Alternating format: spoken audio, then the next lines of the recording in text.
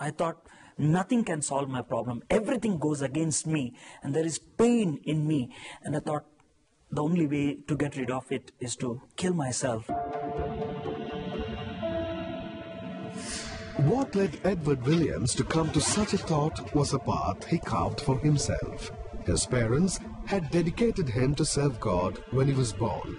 A disciplined child in school, his college years saw him taking a different route, contradictory to the vow made by his parents.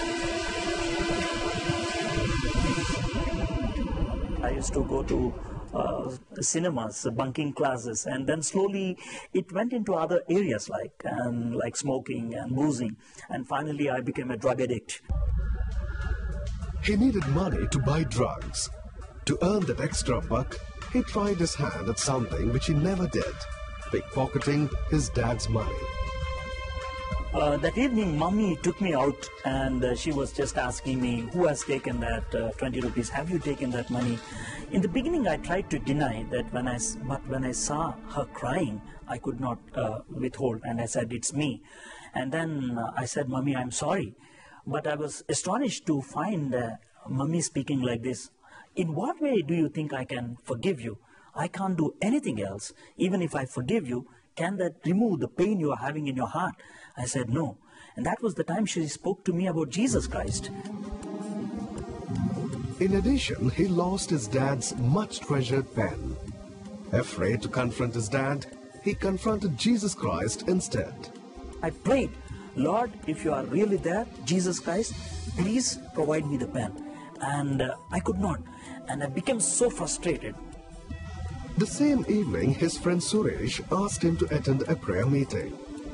With a heart heavy laden with the guilt for the life that he was in, he accompanied Suresh.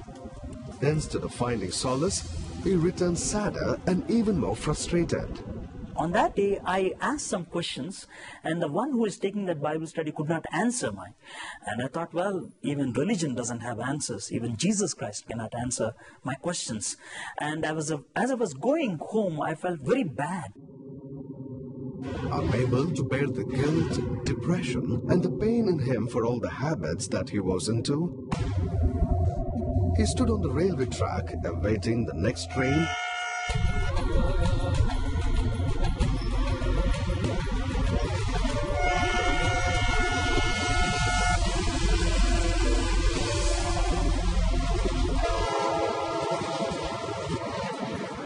From behind, my friend Suresh came and stopped me. He was asking me, why you want to do this? And it was great. I could not understand how Suresh could come at that time. And I told him, well, I'm frustrated.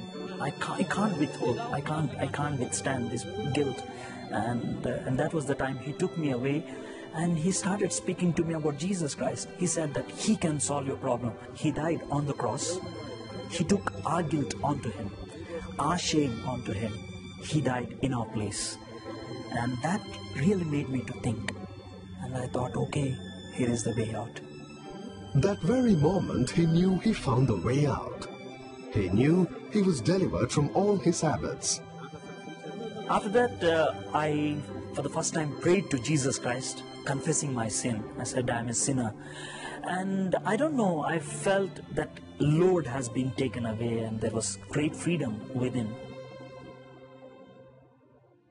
That night, Edward mustered courage and wrote a letter to his father, explaining everything, and left it in his father's room.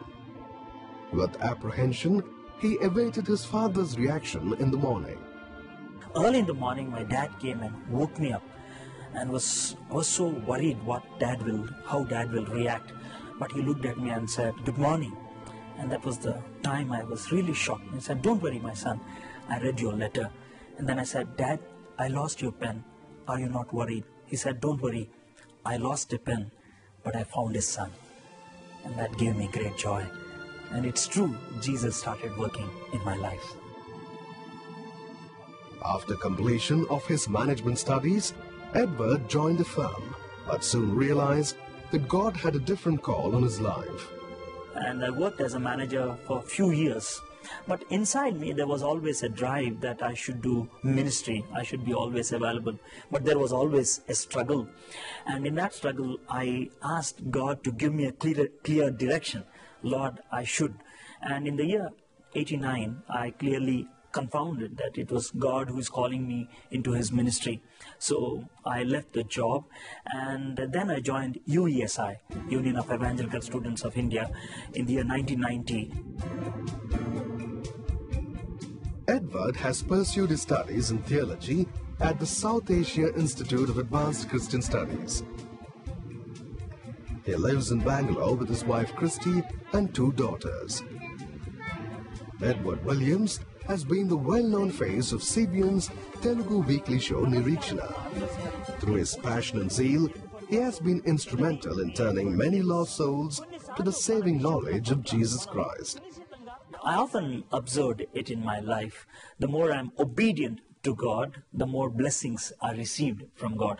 Whenever I was away from God, disobeying God, there was pain in me. And God is always good. Whenever I went away, he used various means, various disciplinary means to bring me back into his fold. And whenever I'm obedient, he really blessed me. If at all I'm experiencing any blessing in my life, it's because of God's grace, and that too it's clubbed with my obedience. So that's what I would like to say. Obey God, obey God's word, and you will definitely experience blessing in your life. Edward Williams has learnt life's important lessons the hard way, and he shares his blessings with others. His parents' vow came true after all.